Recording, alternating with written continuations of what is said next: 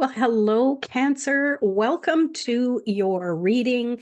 I'm doing things a little different format, face to face. What do you prefer? Do you prefer being able to see the cards laid out on the table, or um, someone just showing you the cards? I'm curious to know, and I'm not offended if you decide this isn't the way that you want them delivered to you. That's totally okay.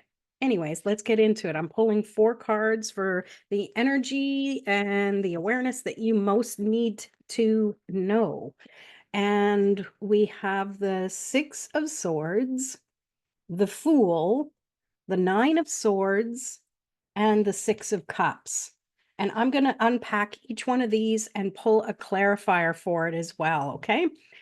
So, with the Six of Swords, for you, Cancer, I'm picking up that you have been for a while now ready to move on, and you're already in that proper mindset of wanting to change, wanting to move forward. Okay, let's pull a clarifier. What I'm picking up is that you're wanting to change and you are ready to take the steps, and you already are, but maybe there's circumstances or there's people in your life that might be kind of pulling you back to who they used to know. And that happens. It does happen. Okay, so we have support. So what I'm seeing here is you do need to find support, people who are rallying for you to create this change in your life. And this move, whatever it is, it's a collective reading, so whatever resonates. And I feel that support will be there, but you really have to ask. Okay, you have to ask. You can't just assume people who you're used to, rallying for you and being in your corner are just going to step up. Sometimes people need to be asked for those things, okay? And and next, after that, you have the Fool, which is a reminder that we are always cycling through new adventures, okay? It's not saying you're brand spanking new. It's just saying have the attitude of a beginner's mind and not just that, but be excited. Look around you with fresh eyes. What tools do you already have? And I'm drawn to the amethyst. If you're a crystal person like me, start looking through the crystals that you have, the ones that you maybe don't pay much attention to, and just see where the energy goes from there. Let's pull a clarifier for that. We have prepare. So that, the message is definitely going along the lines of there is some change happening. And sometimes we need to physically prepare, mentally prepare, and emotionally prepare. But preparing isn't just a state of mind. Preparing is an action. So what can you do to step forward? What can you do that might be a little different? Like, for example, if you're trying to do something that you've tried in the past and it didn't work out quite the same way and you're redoing something now, you need to try something you haven't tried before. That's where that beginner, that Fool energy is really coming in.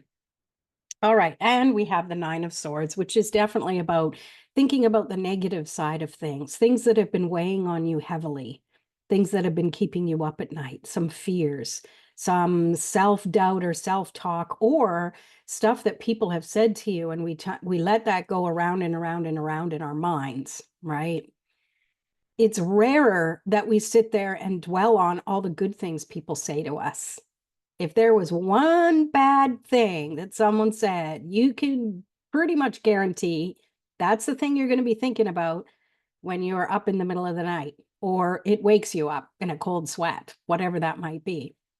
But the good news with this is you have light coming in. It's already making changes, having an effect on the way you're thinking. Let's pull a clarifier for that.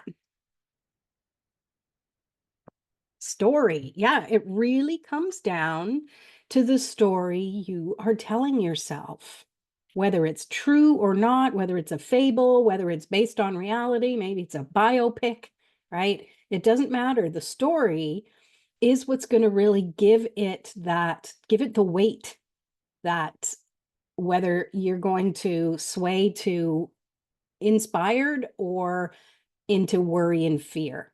And I know action based on worry and fear is never really calculated out and figured out. So it's important to be aware of that.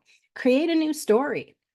Where can you create a story even if it doesn't feel real right now? Maybe it's a fairy tale. That's okay. That's a good place to start. Start with how you want to feel. In your mind, you can create whatever you want. Okay? Last but not least, we have the 6 of Cups. We had lots of cups. Well, no, we didn't. This is the only cups. Why did I? But you had the 6 of Swords. So we had lots of sixes. To me, sixes mean balance and reciprocity. So with this 6 of Cups, balancing out the 6 of Swords. So mentally, you're prepared. You're like, yeah, I'm ready to move on. Emotionally, you might be still in the past. You might be dwelling on the nostalgia or how things used to be. Okay. And it's okay to do that to a certain point.